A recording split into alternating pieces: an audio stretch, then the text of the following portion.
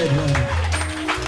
Please, you may turn to your neighbor to the right and to the left. Geuke jirani yako kulia na kushoto. And you may tell them you're welcome. Mwambie umekaribishwa. You may please resume your seats in the presence of God. Na unaweza kuketi katika uwepo wa Bwana. Chapter 5. I'm looking for this Galatians where it is.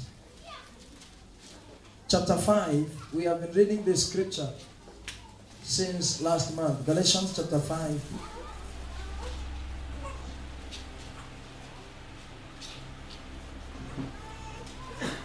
We begin from verse number 19.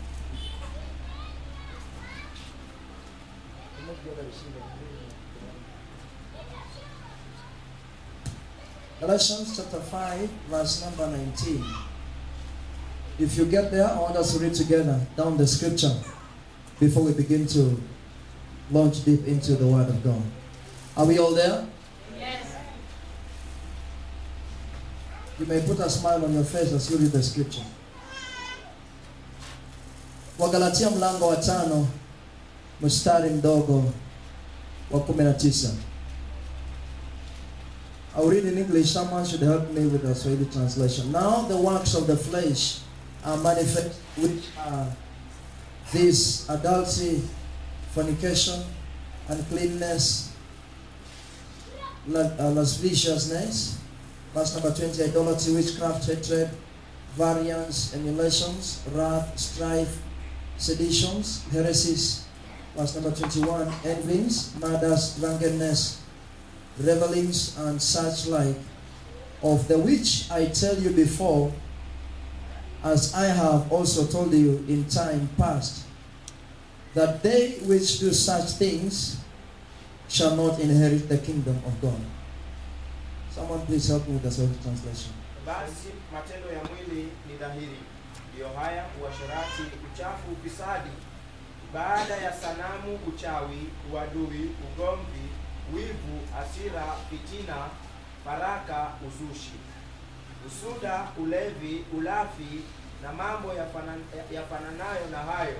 Katika hayo nawaambia mapema, kama nilivyokwisha kuwaambia, ya kwamba watu watendao mambo ya jinsi hiyo hawataurithi ufalme wa Mungu. Watu watendao mambo jinsi hiyo, ama mambo yanayofanana ama kukaribia na hiyo hali, hawatauona ufalme wa Mungu. Ndiposa ikasemekana ya kwamba dhambi ni dhambi, hamna dhambi kubwa wala ndogo. I want to talk to someone this morning so that you get a proper understanding. I want to talk about the 7th act of the flesh, which is hatred. Geukia jirani yako mwambie chuki. Last Sunday we were looking at idolatry, and today I want us to handle hatred. If at any time in life you have tried to hate someone, know that the kingdom of God cannot be accessed by people like you. Ukishaketi katika hali ya kuchukia watu, ujue ya kwamba ufalme wa Mungu hauwezi ukauona ama ukafikia hadi siku ile ambayo utatubu dhambi ya chuki. Uelewa ya kwamba chuki si hali tu ya hisia, bali ni dhambi ambayo itakukosesha mbingu. I've written here something and I want to read. Feelings may be understandable. People may have wronged us, and it is not our imagination, it is not in our thoughts. We never expected them to offend us or maybe wrong us the way they have done. We may have been hurt, we may have been betrayed, we may have been treated unkindly and unfairly, and we are not imagining it, or rather we didn't expect it. We may have the right to be upset, and resentment may have an understandable cause.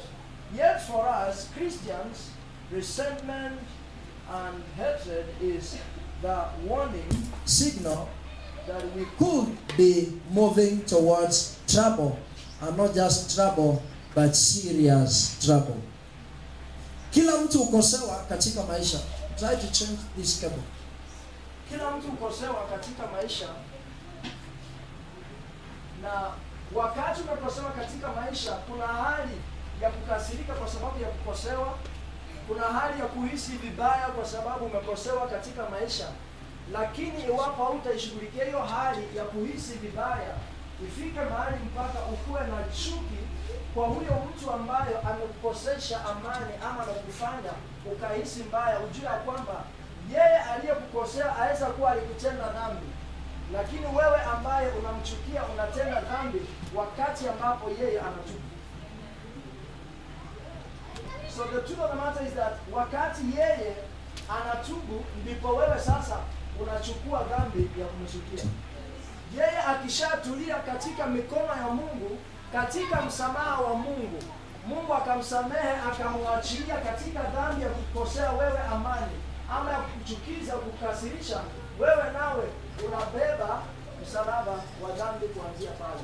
Ambia jirani yako, tafadhali naomba uache kunichukia. Ambia mtu mwingine, mimi nisikuwe sababu yako wewe kukosa kuingia mbinguni. Msaidia elewe zaidi, mwambie mimi mwanadamu naweza kukosea. Nikosea nisamehe. There are 3 levels of hatred. And the first level is the level of hating sin. Kuchukia dhambi. There is a very close relationship between hatred and anger. Kwa sababu chuki hutokana na hasira. Ukishakasirika ndipo unakasirikia yule mtu amekukosea na unachukizwa na unakuwa na chuki kinyume na huyo mtu ambaye alikukasirisha. Sehemu ya kwanza ni kukuwa na chuki kinyume na dhambi. Na hiyo ndio Wakristo tunafaa tukue nayo katika maisha yetu. Tuchukie dhambi kama vile tunakasirikia dhambi. Ukiona dhambi ukasirike. Ukiona dhambi ukuwe na chuki juu ya dhambi. Unapatana. Sehemu ya pili ni kuchukia watu. Human hatred is the same as human anger. Unapokuwa na chuki juu ya watu ambao wamekukosea, unatenda dhambi. Sehemu ya tatu ni kujichukia wewe mwenyewe. Kuna watu hawajawahi jikubali katika maisha yao. Huenda ni kwa sababu ya vile umelelewa nyumbani, ama ni kwa sababu umelelewa na mama ya kambo akakufanya ukakaa mjinga kiwango ya kwamba hauwezi jiona ukikuwa mtu, unajionanga ni kama hauna dhamana katika boma. So unajichukia mwenyewe mpaka you don't appreciate yourself. Mpaka hata wakikupatia shilingi 100 unauliza hii yote ni yangu. Kwa sababu haujawahi ona 100 kwa maisha yako na unashindwa. Hii ni yote ni yangu. Na kuna mtu akipewa 100 haoni kama kuna kitu amepewa. Ni kwa sababu umejichukia wewe mwenyewe mpaka hauwezi jiona ukiwa na dhamana katika maisha. Aina ya watu ambao wanajichukia wenyewe ni wale ambao ukiongea kitu kidogo mnakosana. Kwa sababu anaona ni kama wewe pia unataka kumfanya vile huyu mwingine alimfanya. So amedevelop chuki katika maisha yake, akajichukia yeye mwenyewe. Hata akienda hapa town kimpatia 2,000 enda nunua longi kama ni ndugu, anaenda chekwe kutafutia 50-50. Na si eti ni maskini, umempea 2,000 umwambia ndugu nunua longi, nitakupatia pesa nyingine. Hawezi nunua longi ya 800 kwa sababu anaona ni kama hiyo haimfai yeye. Hiyo ni longi inafaa kina governor, hiyo ni longi inafaa watu wazito wana mwili kama kina deacon, watu wana afya. Lakini yeye haoni kama anaweza kuvaa longi ya 800. Kwa sababu gani? Amejichukia mwenyewe mpaka hajioni akikuwa na dhamana. I'm speaking to someone this morning, and anyone who has self-hatred today, I declare it's nullified in the name of Jesus. I said I declare it's nullified in the mighty name of Jesus Christ. Proverbs chapter 6 verse number 16 to verse number 19. There are 6 things the Lord hates. Kuna vitu 6 ambavyo Mungu anachukia. 7 that are detestable to him. My interest lies in the word hate. There are 6 things the Lord hates. Ukitazama katika hizo vitu 6 na cha 7, Hivyo vitu vyote ni dhambi. Kwa hivyo tunapaswa tuchukie ama tusikubaliane na dhambi katika maisha yetu. We should hate sin. All these 6 things, we should hate them the same way God hates them.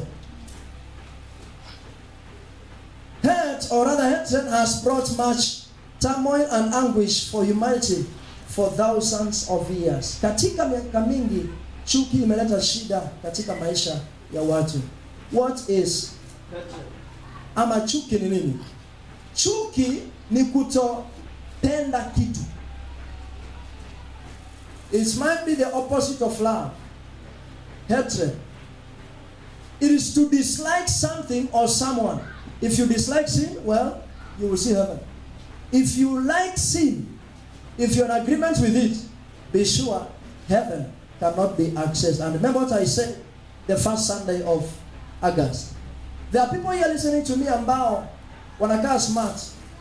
Nje wameng'ara, wamejipaka mafuta, wamevaa koti kama pasta na tai, lakini ndani mwao wameoza. Nje ni wasafi. Wakiongea unasema haleluya, Yesu ni Bwana. Wakiimba unasikia mbingu inashuka.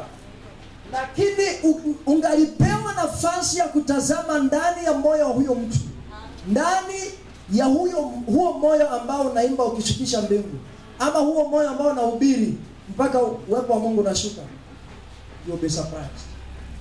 We all run short of God's glory. And everybody needs to understand that I am a sinner and I need to repent. Hatred is a deep feeling of anger or resentment which can be directed against individuals, against groups, against objects, against behavior or ideas. Unaweza chukia mtu, unaweza chukia kanisa, unaweza chukia chama, mganda, unaweza chukia tabia ya mtu.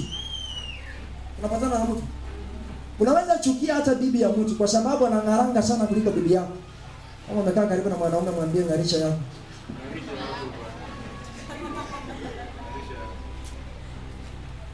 I want to help someone here because I'm not preaching. I'm talking to someone. Hatred gives you pressure and it gives peace to the one you hate. Yule mtu ambaye unachukia anasherekea maisha, anaenjoy maisha, na wewe yule ambaye unamchukia ukimuona roho inasikia kulipuka. Nani anaumia? Wewe ukiniona unasikia hii hamutu nikipewa tu nafasi haki ya Mungu. Na hiyo wakati niambia nasema Yesu ni Bwana. While you are dying of anger, I am smiling in joy. Amen. Ambia jirani yako usikufe mapema kwa sababu ya chuki. The people you hate enjoy their lives. You the hater suffer their lives. They enjoy living. You suffer them living. Kwa sababu wakati unawaona unasikia ni kama hii pepo tena imeonekana. Na kuna watu ndiko wakikuonanga hivi wanasikia wangekuwa na nafasi ama uwezo wangechimba kaburi wa kuzike mzima. Na hata wengi wako nje, wako hapa ndani. Ombi langu ni kwamba Mungu atakusaidia hiyo chuki iishe.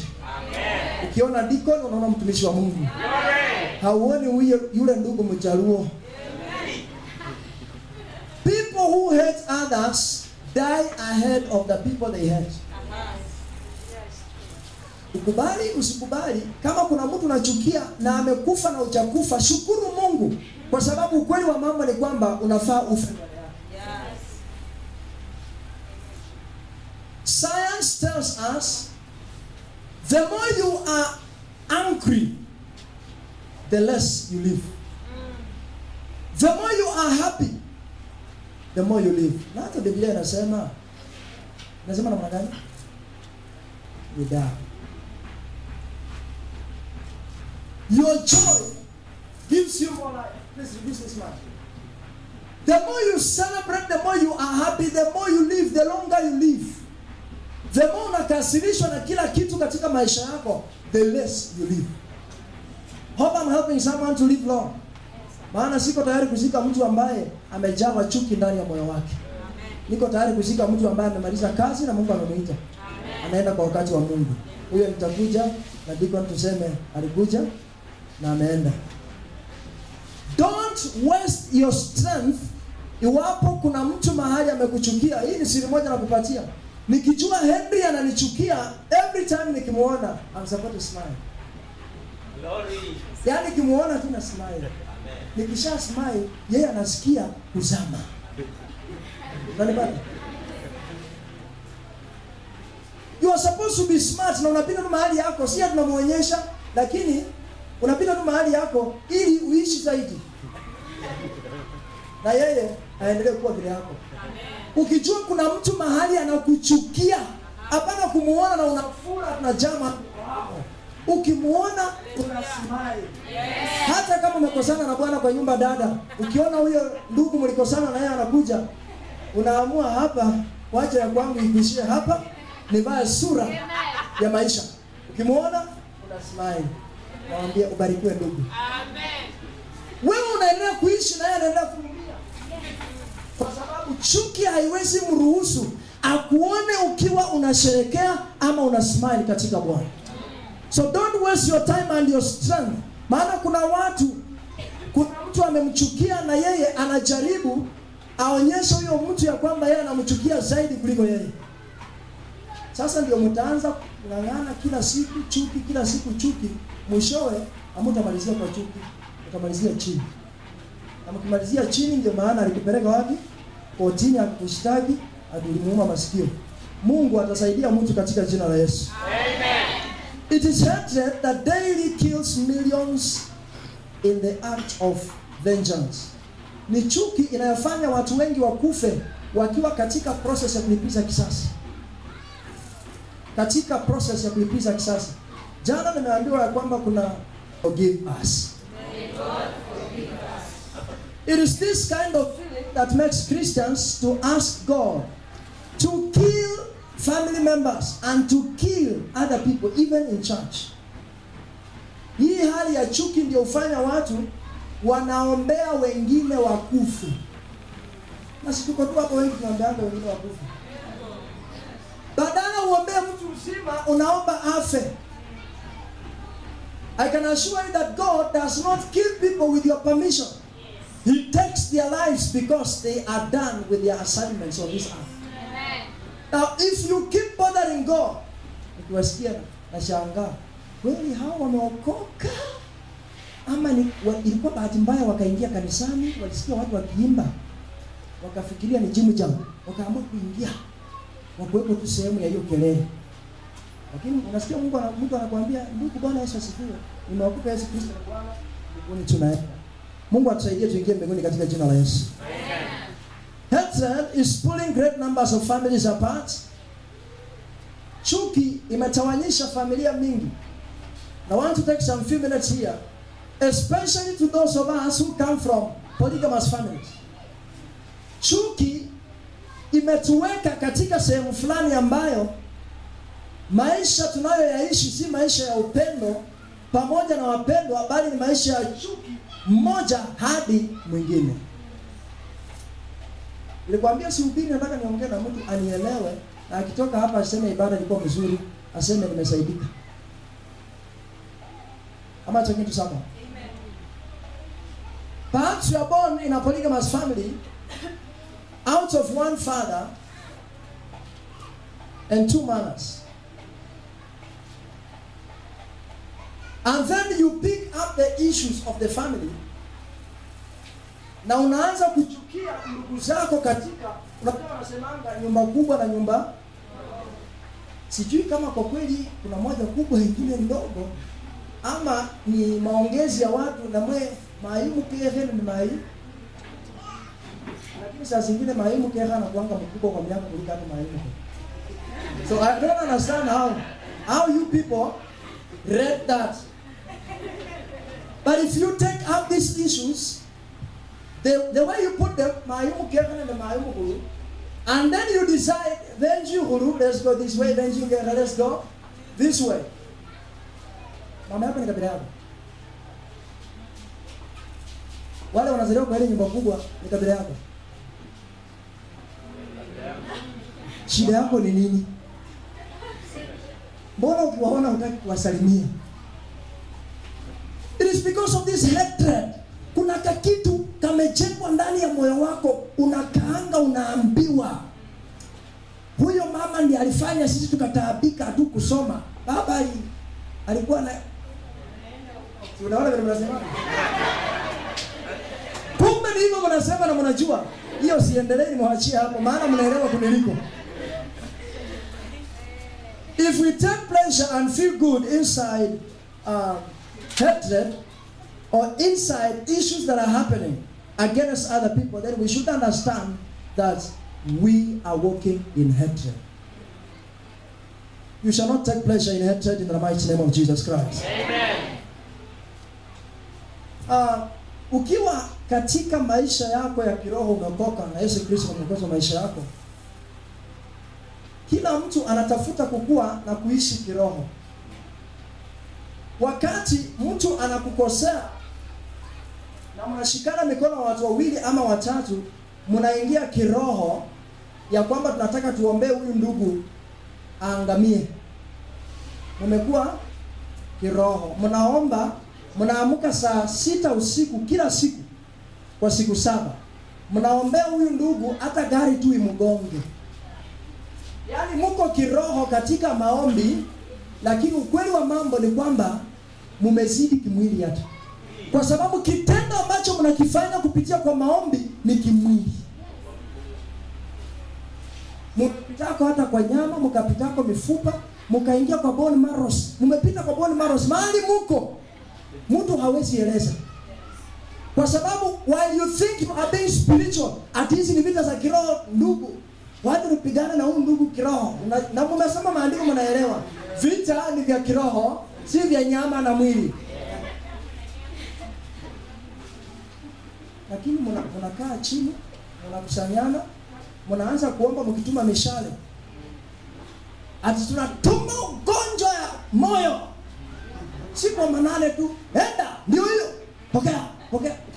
Wewe ndio utapata ugonjwa wa moyo ukipoteza muda wako na hiyo hasira na chuki ndani ya moyo. Kwa sababu yule mtu naambia pokea ugonjwa wa moyo sahi, huyo mtu anafanya hana shida. Alikula akashiba na amelala kwa amani.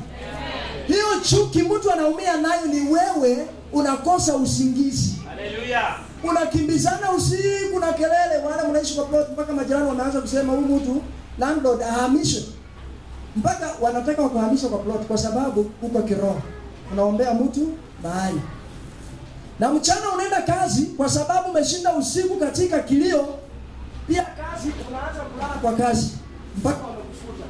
Wewe na yule ambaye unaombea nani anaumia? Umefukuzwa kwa plot, kazi umefutwa. Sababu usiku haulali. Unashinda ukipigia watu kelele. So, wachana na chuki, uishi na amani na watu wote. The scripture says, seek to have peace with all people. Not some people, but with all people. Watu tafuta kuishi na amani na watu wote. Wawe wa kabila lako, wawe wa kabila nyingine, tafuta kuishi na amani katika jina la Yesu Kristo. Amen. Inua mkono wako juu. Sema Mungu saidia pastor. Aishi maisha marefu. Najua nahubiri hivi kuna mtu hapa anakaa anasema kuna wakati nilikuwa naishi mahali kwa plot. Kulikuwa na mama jirani yangu, alikuwa muombezi wa kanisa fulani. Sitasema jina la kanisa kwa sababu ya security purposes. Maana kuna mtu kutoka hapa aseme pastor wetu alisema na pastor wetu akisema anasemanga tu kweli. Na vile unaiweka na inatoa ukweli na inakuletea shida huko. Huyu dada alikuwa ni mama ambaye ana familia ya watoto wawili. Na in one way or another ni kama alikuwa kanisani katika kikundi cha uombezi. na akaleta matatizo katika kanisa, na pastor akasema kuanzia leo kanyaga nje ya kanisa, usiwahi kanyaga hapa mpaka vile nitakuita. Huyu dada akatoka kanisani akakuja nyumbani akikuwa na hasira imejengeka ikafikia kiwango cha chuki. So akachukia mchungaji, baba yake wa kiroho. Ambia jirani yako baba yake. Mke wangu anaweza shuhudia, nilisikia akitumia mke wa mchungaji wake kansa. Anasema huyo mwanamke, ninatuma ugonjwa ya kansa, roho wa kansa, ingia. Na amekaza hiyo usiku mpaka mimi nawacha kuomba, nasikia vizuri ama vibaya.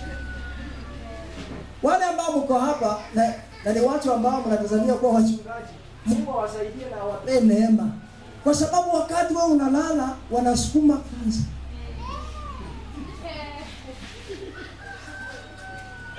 Ombi nililosikia la pili, akatuma malaya kwa mchungaji.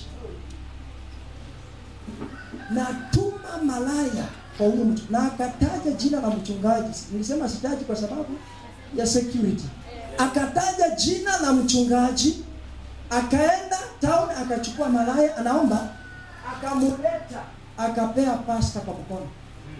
Akawateremsha wapi? Mteremko. Enda mteremko mfanye usherati huko. Mteremko, ingia hapo kwa hiyo msitu. Hiyo ni maombi.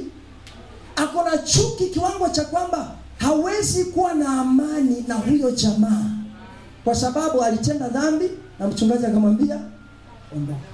So akajenga chuki ndani ya moyo wake.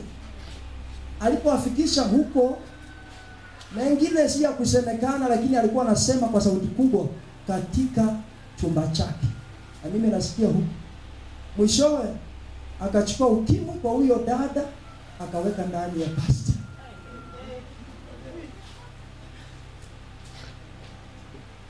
Those of you in Christ, remember there are people working hard against your lives. Na ni kwa sababu ya hii chuki ya kwamba mtu hawezi tulia, anatafuta tu mpaka akuone ukiangamia. Uliza jirani yako, pastor akiangamia anafaidika na nini? Pastor si ng'ombe yenye utaenda kugawia nyama akikufa. Pastor si kuku yenye utakunywa supu akikufa. Ama mtu si chakula ambacho akikufa utapata faida kutoka kwake. Akishakufa anazikwa na wewe unasikia haleluya. Lakini baada ya hapo you still have a long way to go. My prayer this morning is that God shall help us in the mighty name of Jesus. Amen. May God deliver us from this kind of hatred in the mighty name of Jesus Christ. Amen. Now if these are the symptoms za maisha yako na wokovu wako, kama hali hizi ndio unaishi ndani za kuomba usiku wa manane diko na kufe, ujue ya kwamba unatembea katika chuki. Because if you are honestly born again as a Christian who knows Christ, you are supposed to pray for people when they are in trouble so that God can help them at least to repent in the process of that trouble. Ukiona adui yako hapo katika shida, ambia Mungu Bwana anapopitia katika hiyo shida, haya machungu aliyo nayo, mkumbushe atubu. Lakini kuna watu akiwa na chuki na mtu mahali na asikie huyo mtu amekuwa admitted and confused, anashika mpaka daktari anamdunga dawa ambayo hafai kudungwa. Yaani katika maombi na amrisha daktari badala ya kudunga quinine adunge tu kitu kingine. Mahali pabaya. Yaani hataki kuona huyo mtu akiishi. Raha yake ni kuona huyo mtu amekufa. Na huyo mtu anasema Yesu ni Bwana naokoka. Nataka tusaidiane. Ukitoka hapa ukienda nyumbani uombee maadui zako. Maana hivyo ndivyo maandiko yanasema kwamba ombea adui yako. Aishi siku mingi aweze kuona yale ambayo Mungu anakutendea. So if you are walking in this kind of life, maisha ya kuwa na raha wakati wengine wanaumia, maisha ya kuwa na raha wakati unaona mtu anahangaika mahali, ujue kwamba unaishi katika chuki na hiyo ni dhambi. Wafaa utubu, Mungu akaweze kukurejeshea wokovu wake upya. Amen. God's thought regarding hatred. Mungu anafikiria nini kuhusu chuki? Kama Mkristo, Mungu ananiwazia nini katika hali ya chuki? Leviticus chapter number 19 and verse number 17. Walawi mlango wa 19 mstari wa 17. Thou shalt not hate thy brother in thine heart. Thou shalt in any way and in any wise rebuke thy neighbor and not suffer sin upon him. Leviticus 19 verse number 17. Thou shalt not hate thy brother in thine heart. Thou shalt in any wise rebuke thy neighbor and not suffer sin upon him. I'm moving very fast. Leviticus 19 verse number 18. Thou shalt not avenge nor bear any grudge against the children of thy people, but thou shalt love thy neighbor as thyself. Who says that?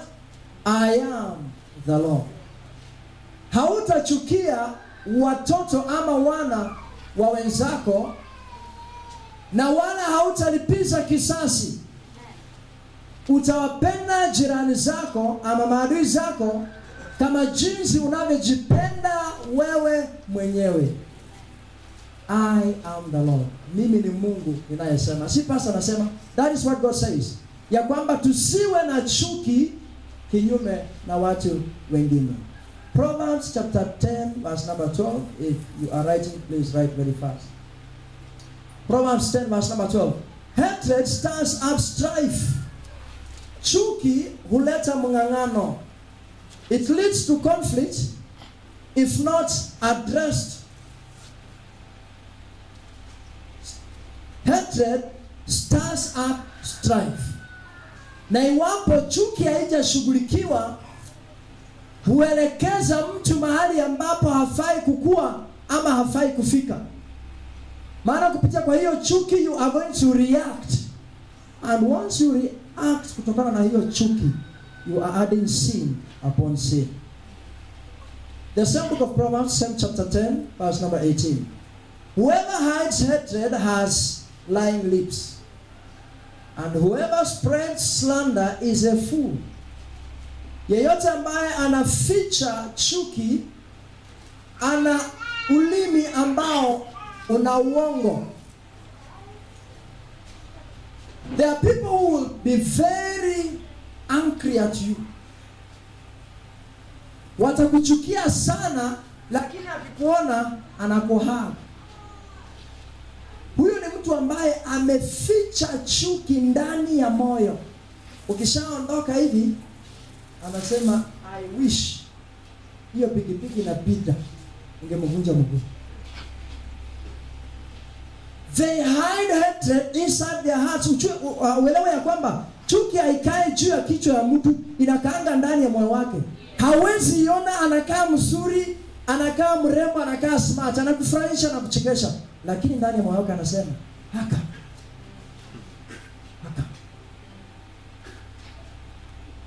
And whoever spreads slander is a fool. Kuna mtu anaweza kuchukia na aeneze habari ambayo haikuhusu, aeneze kwa watu kuhusu wewe. Maandiko yanasema ya kwamba yule ambaye anaeneza habari ambazo hazipo, yeye ni mpumbavu. And that is what we have been doing. Sisi wa Kristo tunakaa chini na watu, onusia mbahambo nduku yo, bomanye bo ganafwana ngazara, kaniwa kama manyano. Ale, mbona ngani hadi libi yawe nina mbona kumekao numu. Oli. Nono nyewanji kisabere nganenya. Bere hanyo na omundu kanji. Hana fasi kabe changa. Lakini nono si bangesyo we chusi. Na huyu mtu anaongea vitu kama hizi si ati aje. Kristo ni mwokozi wa maisha yake. Na ukimpasa kanisani anasema Bwana Yesu asifiwe. Nimeokoka, Yesu Kristo ni Bwana. The scripture tells us that hatred can be out in the open or well hidden. And if it is hidden, it is more dangerous than when it is expressed outside. Heri mtu ambaye utamuona hivi na kuambia ndugu ninakuchukia, huyo utajua ukimuona una smile ndio akuchukie zaidi, ndio uishi zaidi. Lakini yule ambaye anakuona na anakuchukia na ana smile, wewe pia una smile na kufikiria huyu ndugu ni mzuri, huyu dada ni mzuri, tunapendana katika Kristo. Kumbe ndani ya moyo wake akikaa hakuwazii mazuri. So if you are living this kind of life, I pray today that may God deliver you in the mighty name of Jesus. Amen. Causes of hatred. Hii chuki hutokana na nini? Number 1. Chuki hutokana na nini? Chuki hutokana na wivu. Wivu. Envy. Ukiona mtu anakaa smart, unaanza kuona ni kama amekuwa smart kuliko wewe. Na wewe ndio unafaa kuwa smart kuliko yeye. Na unamchukia kwa sababu ana suti na hauna suti. Na unaanza kuwa na chuki. Jealousy. Ukiwa na wivu, hata mtu hapa kanisani akipewa nafasi ya ubiri, anahubiri tu vizuri, lakini unaona ana matope mingi. Na ananga puni. Na pastor anampea nafasi na ananga, kwa sababu unahisi ya kwamba anahubiri watu wanabarikiwa na wewe hujapewa nafasi. Ambie jirani yako nafasi ikifika utapewa. Wakati wako ukifika utapewa. Jealousy and envy can't lack in the innermost parts of our being. Sisi wote tukiwa hapa lazima siku moja ama kwa wakati mmoja ama mwingine umekuwako na kawivu kuhusu mtu. Hata mimi. Kuna kawivu umekuwa nako. Na kuna watu utamuona uko na shati mzuri. Anakuambia ndugu, hii shati ni mzuri lakini inafaa watu wazito kama sisi. Usifikirie hiyo comment amekusema tu ati ni comment. Anasikia wivu. Uko na shati mzuri ambayo anafaa awe nayo na hana. Sasa unafikiria next anafanya nini? Akiipata umeosha na umeanika kwa waya. Yesu bado ni Bwana. Lakini ataenda naye. Atakuwekea. Sema ndugu, si yako zinafanana tu, niliona yako ikiwa hivi nikaenda kununua kama hivi. Zinafanana.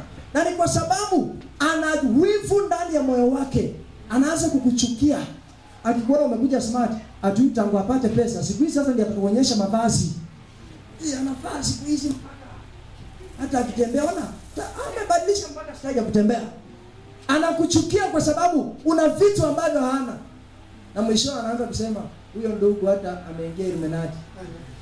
Simuonangi akifanya mjengo, hajaandikwa mahali, simuona akingangana, lakini naona ako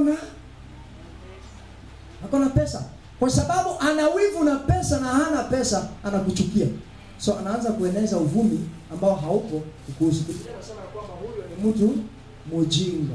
Na wengi tumekaa tu hapa, unasikia raha wakati unaona mtu akipitia katika matatizo. Na unasema nilijua. Wakikwambia ndugu Fred ameanguka na pikipiki, amegongwa, unasema nilijua. Lazima atagongwa siku nyingine kwa sababu anachifanyanga hata akikupita kusalimia. Yaani unaanza kujenga hata vitu ambavyo haviko kwa sababu unamuona wivu. Anakimbiza hiyo pikipiki na anakutana kwa mguu, anasema ndugu barikiwe. Na kwa sababu ni yake, si lazima akubebe, ni yeye ataamua kama atakubeba ama asikubebe. Uamuzi ni wake. Na kwa sababu aliamua hakubebi, wewe nao ukambeba ndani ya moyo. Ati huyu ukamwekea chuki ndani ya moyo wako. So kila wakati ukimuona hautaki umuone tena. Know very well that you are walking under hatred, and it's because of jealousy and envy. Envy has been around for a long time. Na wajua kwamba shetani ana wivu sana na sisi. Na ndio maana mtu wa kwanza aliyeumbwa akawekwa ardhini, Adam, pamoja na Hawa. Shetani aliona wivu, ni kwa nini Hawa wamewekwa pale na mimi nimetupwa kwenye ardhi. Akaamua lazima niharibu uhusiano wao. Lazima nisongee nihakikishe ya kwamba hao watu hawako pamoja tena na Mungu. Kwa sababu ya hiyo chuki, akasikiza Mungu akiwaongelesha, akarudi akasema aliwadanganya. Hebu kula hapo Mungu. Hao akakula, Adamu akakula. What happened? Their relationship with God ended from there. Uhusiano na Mungu ukaharibika. Even up till now, he's still working hard to destroy your relationship with God and with others.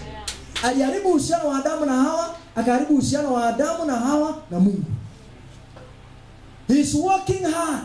Na ndio maana analeta hiyo wivu na chuki ndani ya mioyo ya watu ili ya kwamba tusikae pamoja kama mwili wa Kristo. Have you ever wondered why a church, yaani mchungaji kama mimi ana akili mzuri tu, si wazimu, tena anavanga suti, anasimama kwa barabara anakuambia, ndugu, hii kanisa ya pale chini ni ya majini. Na anajua vizuri hakuna jini huko. Ni kwa sababu ya wivu ambayo anaona ni kama ile kanisa inaendelea inapanuka. Walikuanga 6, naona saizi ni kama wamefika 20. So anakuwa na wivu na kachuki kanainuka. Anaanza kuongea vitu ambavyo havipo. Mtu kama huyo akikuonea bibi yako anakuja na kuambia, ndugu Patrick, wacha nikwambie, mimi ndio najua, wewe haujui. Ukitokanga tu ukienda kazi hivi, yule wanaume wanaingianga kwa hii nyumba. Aki. I wish ningekuwa tuna CCTV. Nikuwekee tu ukiona ukiwa kazi. Mwenyewe ujione. Na wewe unaamua basi, wacha tupange next week Tuesday nikienda kazi, utanipigia simu nirudi. Ukitoka tu ukienda kazi, anakuja naambia mke wako, kijana, anamwambia twende town supermarket. Wanakujia juu na unapigia chini. Ukifika tu kwa nyumba hivi, unapata bibi alifunga mlango na kufuli alienda. Na huyo Mungu alikwambia mke wako anatembeanga huku, amewacha bibi yako supermarket, ngoja tu hapa saa hii narudi. Anakimbia kwa nyumba na kuambia simu kwako. Ako wapi? Yaani inakuanga tu hivyo kila siku. Unaona vile mlango iko? Ukitokanga tu hivi, anatoka tu. Ama asipotoka, anafungua watu wanaingia kwa nyumba. Mtu kama huyo hawezi kukuruhusu ukakaa na amani, kwa sababu anaona kwa nyumba yako unakaanga kila siku. Na hata uenda ukaanganya nyama, ni sukuma tu unakaanga, lakini umetoa kuweka saumu ndani, inatoa harufu smart. Sasa yeye akisikia huko nje anaonanga watu wanaishi vizuri, wanakula vizuri. Na uenda stress inakupiga kwa kazi, unarudi kwa nyumba, naweka kaufa kako pale kidogo, anasema my beautiful, ya akisikia huko anasema na kumbe hujafika bado unaumia, ni kuchikaza tu umechikaza. Na ingia kwa nyumba, mke hajapika, anasema hapo watu Mungu anasaidia, unatoka nje my beautiful, akikuona anasema hao wanaishi kwa raha. Hajui ya kwamba ndani ya nyumba kuna vile umejitia moyo na hapo nje. Mungu wewe ndiye unanirembesha. Endelea kunirembesha. Akiona unarembeka pale nje anasimama anasema habari ya asubuhi. Anaona ni kama huyu anaishi vizuri. Juzi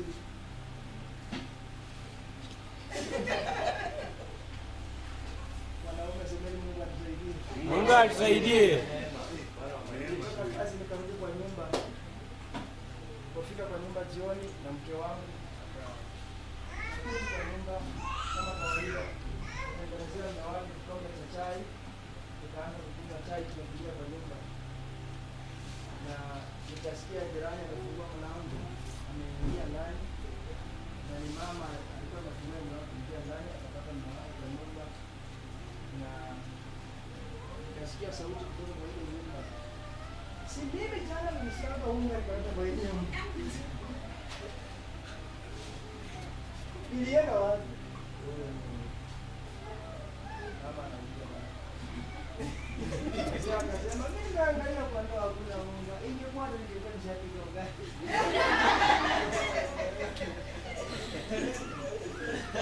lakini wakitoka nje wanashikana mkono. Sasa ujue kwamba sio kwamba unaishi vizuri sana, ni kuvumiliana, umevumiliana, waendelee kuleana, wakisaidiana katika maisha. So usinione mimi natembea na mke wangu kwa barabara kila siku kama jana mwingine aliniona na kinyasa na vest. Akasema ati ulimwona chake, nikamwambia ya, mimi ni mwana chake na mwana changu. Si usione hivyo ukaanza kufikiria huyo jamaa anaishi mbingu ilishuka tu hapa Kenya, anaishi tu mbinguni hapa. Hapana, kuna mambo ambayo pia tunasaidiana katika maisha.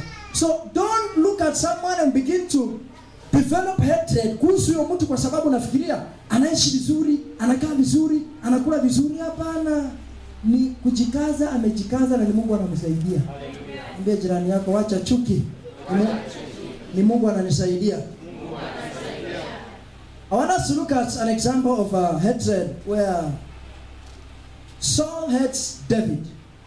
1 Samuel chapter 18.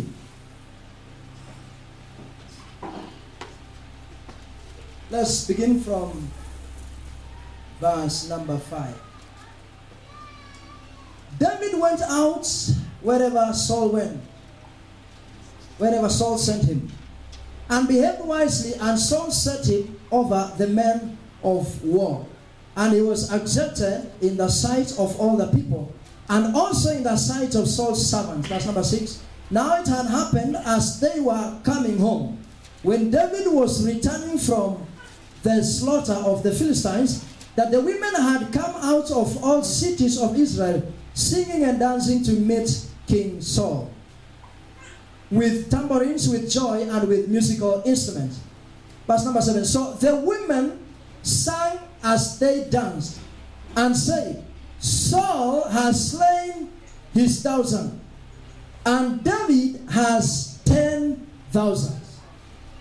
Verse number 8.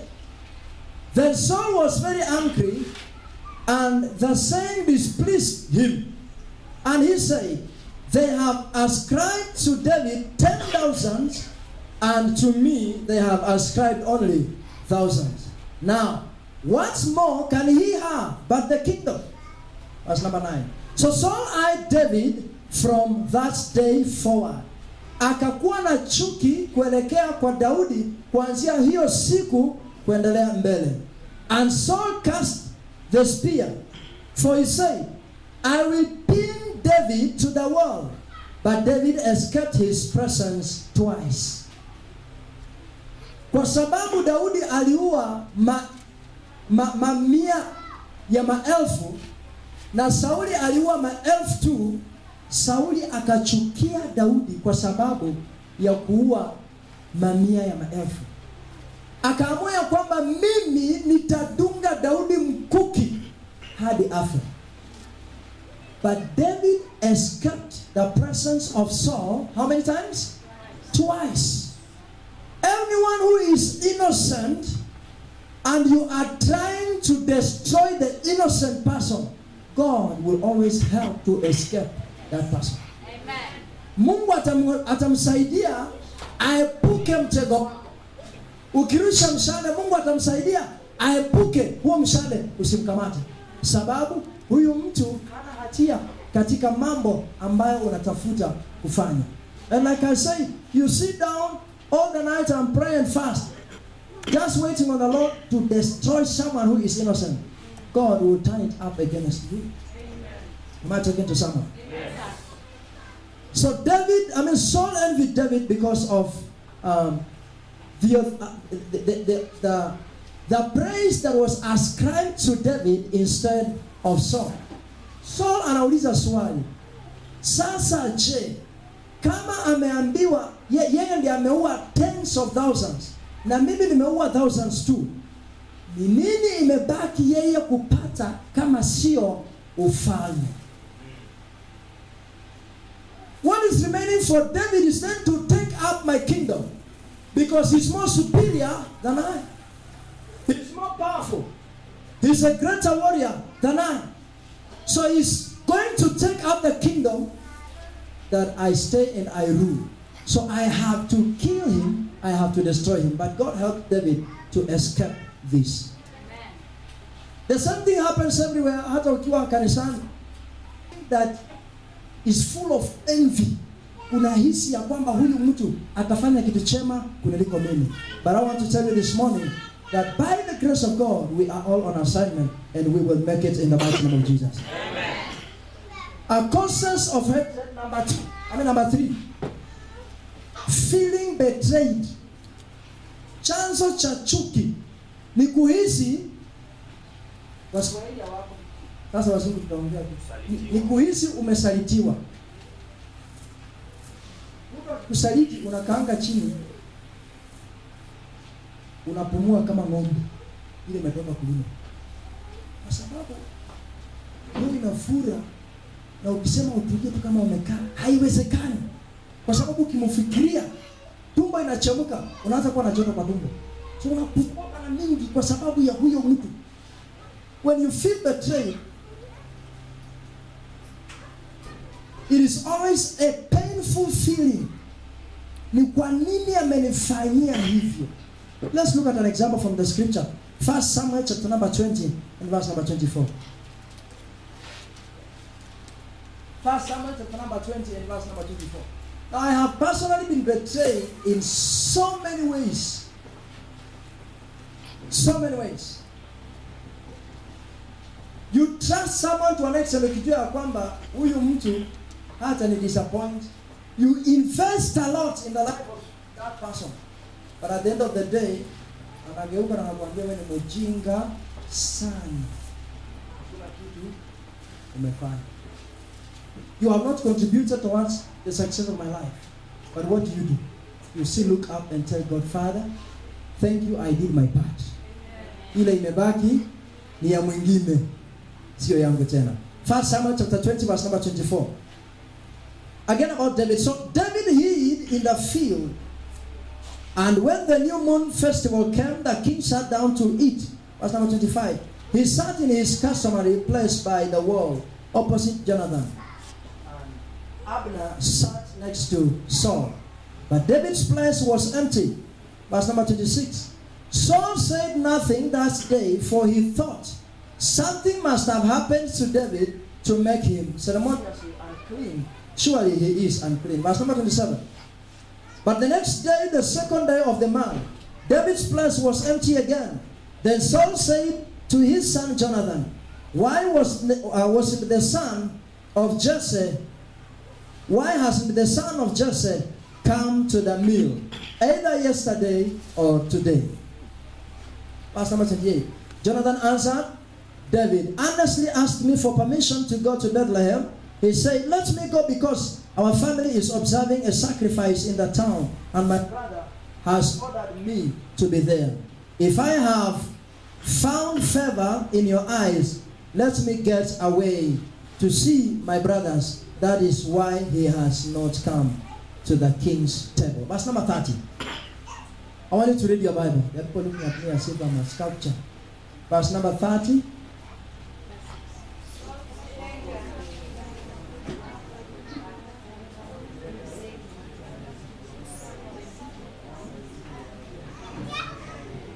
Is that how you can read? 1 Samuel chapter 20 verse number 30. 1, 2, 3, go. Saul's anger flared up.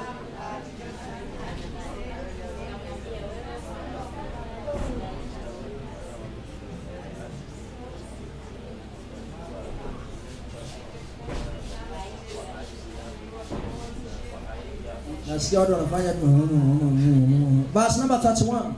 As long as the son of Jesse lives on this earth, neither you nor your kingdom will be established, nor send and bring him to me, for he must die. Verse number 32. Why should he be put to death? What has he done? Jonathan asked his father Saul. Verse number 33. But Saul had his spear at him to kill him. Then Jonathan knew that his father intended to kill David. Then Jonathan knew that his father intended to kill David. Saul felt betrayed. alihisi ya kwamba Jonathan amemsaliti kwa Daudi. Ameambia Daudi atoroke kwa sababu Saul anataka kumuua. So Sauli akahisi ya kwamba amekuwa betrayed na Jonathan the son. So he decided, I have to kill him. So because of that hatred, chuki kainuka ndani ya moyo wake. Akasema lazima nimuue. Na wakati chuki inainuka ndani ya mtu, anaua hata mtoto wake mwenyewe. Ataua watu ya familia yake wote kwa sababu ana chuki na hao. Anahisi ya kwamba hawa ndio wanaoingia katika nafasi kuniondolea faida yangu, kuniondolea raha yangu. Your own family shall not betray you in the name of Jesus. Amen. And you shall not hate them because of that betrayal in the precious name of Jesus Christ. Amen. Lastly, let's look at our last point. Point number 4. Feeling used. Chuki hukuja katika moyo wa mtu anapohisi ya kwamba ametumika vibaya. Anapohisi ya kwamba mimi nimetumika vibaya. It is a special kind of reaction, and it's based on realization that someone who was trusted has an intentional decision to misuse you. Then you begin to feel, huyu lazima aangamie. This feeling ya kuhisi ya kwamba umetumika inaweza kuathiri akili zako. You may be traumatized kiwango ya kwamba ukatoka katika mawazo yako, ukakosa kufikiria kama kawaida. You begin thinking like someone who is insane. I want to share areas that bring the feeling ya kukua used. Number 1, a man dating a lady na amwambia ya kwamba nitakuoa. Na huyu dada ngoje huyu ndugu kwa miaka 3. Na anagundua huyu ndugu alihamia Bondo. Na hapo na bibi huko. Ashaoa huko. As a lady you feel used because you have been wasted. What happens next is because if you don't allow that hatred to come outside, you commit suicide. You hate yourself kiwango ya kwamba mimi nilizaliwa aje ama niliumbwa vipi. You begin to hate yourself and then you commit suicide. Ama as a lady, ndugu akwambie akupate college, akwambie twende tuishi, mimi nitaendelea kulipa school fees baada ya mimi nimemaliza. Na unaenda na unagundua baada ya kuzaa watoto 3 ya kwamba huyu jamaa kumbe hata hana pesa ya kukulisha, lakini anakuambia atakulipia karo ya shule. You feel used. What happens next is that unaamua kufanya kitendo ambacho ni kibaya. That hatred inainuka ndani ya moyo wako. Unangoja usiku amelala, unadunga yeye kisu, ama unapika ugali, unaweka kwa meza na unaweka kakitu ndani, na unasema aumie vile pia mimi nimeumia.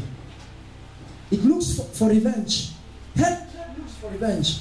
Now once you begin to feel like you want to revenge, umechukua nafasi ya Mungu. He says vengeance belongs to me. He's the one to avenge, he's the one to revenge, he's the one to do all that. But if you take up God's responsibility and begin to work out things that he's supposed to work out, then know very well that you are going against his will. Glory be to God. Amen. Another example whereby people feel used. You go to church and you sit down with the pastor and you discuss issues of ministry. Na pastor anakuambia tufanyie pamoja kazi ya Mungu. Na mnakuwa partners katika kazi ya Mungu. Mnakuwa shareholders katika kazi ya Mungu. Mnafanya kazi ya Mungu kanisa kama hili. Ukumbuke ya kwamba mmeanzia chini mahali ambapo hakuna hata kiti. Mmekuwa na shares kwa kanisa kama wachungaji. All of a sudden the pastor decides to tell you, my friend, masaa yako ya kukaa hapa imekwisha. Then you begin to feel used. You want to revenge. unarejea unasema hiyo kanisa lazima itawanyike. Mbie jirani yako, hapa hakuna shares. Ukiwa hapa wewe ni mtoto katika nyumba ya baba. Amen. So there are no shares. I am also here on assignment and as a responsible child in the kingdom of God. Amen. So I believe no one will feel used here in the mighty name of Jesus. Amen. So if this happens, or maybe you enter an agreement to do business with someone. Unasema wacha mimi nitoe 10,000 wewe utoe 10,000. Tununue mzigo ya mtumba Nairobi. Uanze kuuza mtumba. Na ndugu mnauza mtumba ya kwanza, mnaenda mnaleta nyingine na mnafikisha 2. Na mnasema hakuna haja kila mtu afanye yake, tuende pamoja vile tulikuwa, hata tukifikisha 50, tuende tu pamoja. Na mnaendea tu pamoja na siku moja. Badala ya ndugu kwenda Mayanja, anatoka mapema anaenda Harambee na anauza yote na amezima simu. Na akimaliza hivyo mkikutana next time anakuambia na wewe tangu tuanze kuuza hii mtumba hujapatako kitu yako ndani ya hii mtumba uniwachi. Then you begin to feel like kumbe mimi nilikuwa natumika mbaya hivi. So what happens, unaamua kile kimebaki lazima tupoteze wote. Unaenda kwa store mnawekanga mtumba na petroli, unachoma mtumba ya huyo ndugu na ya watu wote Bungoma hii. Na wanaamua tuliona ule alichoma. Wanakuandama, wanakushika, wanapeleka police station, wanasema ni wewe na wanasema uzuri wa koti. Hawasemaji si ni 200 lakini utasema iko 50,000. Ule mwingine atasema yangu nilikuwa nimeleta tu mzigo hiyo hata sikuwa nimefungua kamera. Best start. Hiyo anakuambia na moja ilikuwa 20,000. Gharama ni kwako. It's because you have developed that hatred against this person and you want to revenge. If you want to keep this kind of hatred inside your heart, understand very well ya kwamba mbingu haipo kwa mtu kama wewe. Na kuna watu wengine ambao anahisi a revenge, lakini hataki ujue kama ni yeye ana revenge. Na anafanya vile ndivyo nilikuwa nasema hapo. Anaenda kutafuta mganga, anakuja na yeye aweke vitu mahali ili ya kwamba siweze kukuangamiza. And there are people even in church, mtu hapo tu ndani, tuko tu hapa tunasifu Yesu, na unatoka hapa, nenda nyumbani, kitu imefanyika na unaamua huyu mtu lazima akule nyasi. Lazima akule nyasi. Nenda kuita nani? Nenda kuita mganga, anakuja na madawa yake, anatega. Yaani raha yako ni kuona huyo ndugu anahangaika. Hata akisema ndugu ni waachilieni kulipa, unasema si mimi nilifanya, mwenye alifanya anaishi Tanzania. Tafuta yeye. Hata namba ya simu huwezi mpatia apige kwa sababu hauna haja na kurudishiwa mali yako. Unaona vile alisema huyu aliiba ng'ombe na nenda kuroga akufe. Si atarudisha ng'ombe. Yaani una haja na ng'ombe yenye imeibiwa, una haja na yeye afe.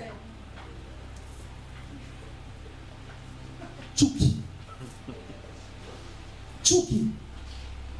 That is how far it can take you. Na mtu ambaye ana wivu kama ni mwanaume, hata bibi yake akivaa kwa nguo smart akienda soko lazima waende wote. Yeye mwanaume karibu na yeye mwambie waache hiyo tabia. Wacha hata mama aende peke yake, aongeleshe na wandugu wengine huko nje. Huenda kuna project ana maono ya kufanya na Mungu anatumia huyo ndugu, anampatia yako maelezo zaidi kuhusu hiyo project. Haleluya. Maana wewe ukiwa na wivu na mama nani?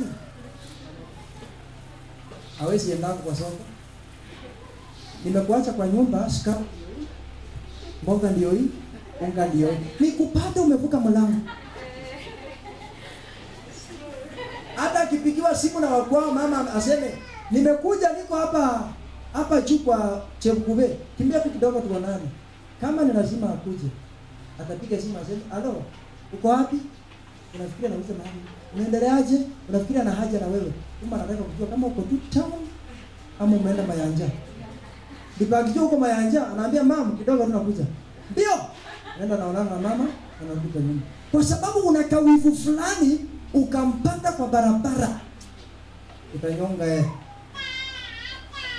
Kila wanaume wananyonganga wake zao, Mungu awasaidie katika jina la Yesu. Hallelujah. Rise up on your feet and I want you to make one prayer. Mungu nisaidie.